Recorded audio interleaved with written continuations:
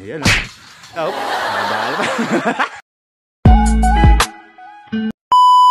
Guys, magandang hapon sa inyo dyan, guys. Yup. Hi guys. Nakasimagot ang asawa ko. Kami sapak na naman. Mick?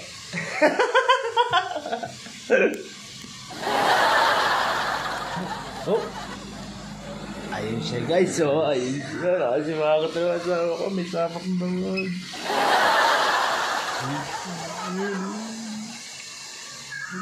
Ayun.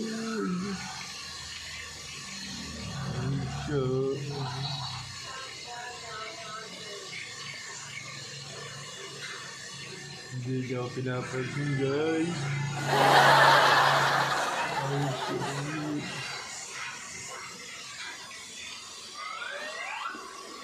Naglilikom siya ng sinampay, guys. Nakasimangot.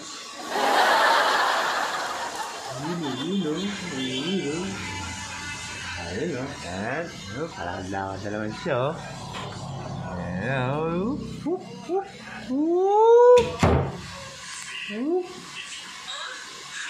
Nawala. Punta natin dito. Wala.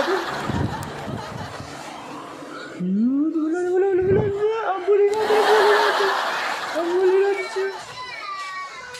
Siya, naglalakad o. Dito ulit sa kabila.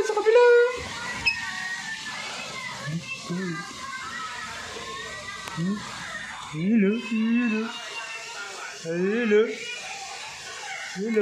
May dalang basura si Kalakal Girl. Sundan natin. Hi guys, pupunta na sa basura si Kalakal Girl. Sundan natin. Mga ngalakal na lang malalipit na yun. Ayun.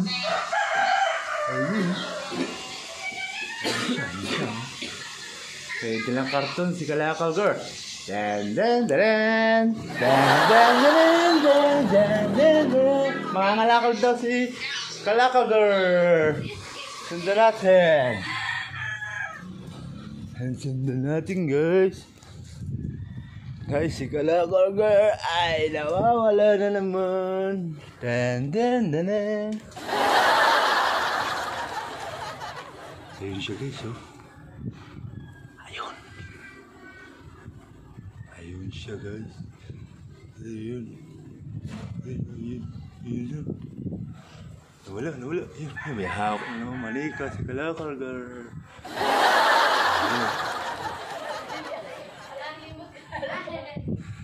Ayun.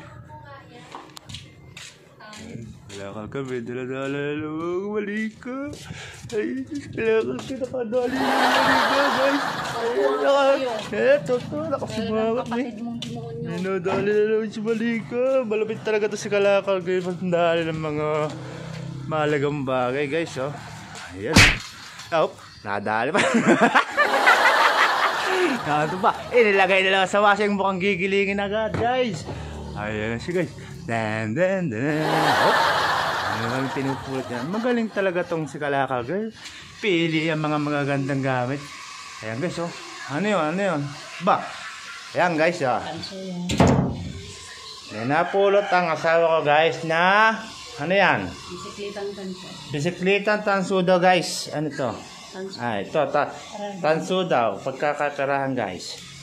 Ito ang napulot ni Kalakal Girl. Ano ba to? Pan-display. Nadikit siya. Pan-display siya guys. Ano ba to? Nangangabayo? Na tao? Oh. Ayan siya guys, oh. Ang napulot ni Kalakal Girl. Ang ganda, di ba? Ayan, oh. Ayan, oh. Joshua, kunin mo nga yung ano daw yan. Napulot ng mama Nana. Naman ka, ate, ipapakita sa ating camera. Ayan, guys, oh. Ayan, oh. Titingnan natin yung kanya napulot na manika. Ayan. Ayan, oh. Ayan, oh. Ayan, si Joshua, oh. Wala nang masabi yan, oh. Joshua, kukuha nga daw ng manika doon ng mama. Joshua, napakita dito. Yung nasa basyo na manika ay napulot ni Kalakal Girl. Ayan, si Kalakal Girl. Ayan, oh. Huwag mo kaya kasi ako. Ay, magtutupi pala si Kalakal Girl. Magtutupi. Kalakal Girl. Pwede kita ma-interview, Kalakal Girl. Bakit hindi ka ngayon namulot ng kalakal mo? Interview lang kita. Ba't hindi ka ngayon na... wala pa tinatapon yung mayayaman. Ha? Wala pa tinatapon yung amo ko. Wala pang tinatapon ng amo mo? Ibig sabihin, kailan ka mamumulot yan?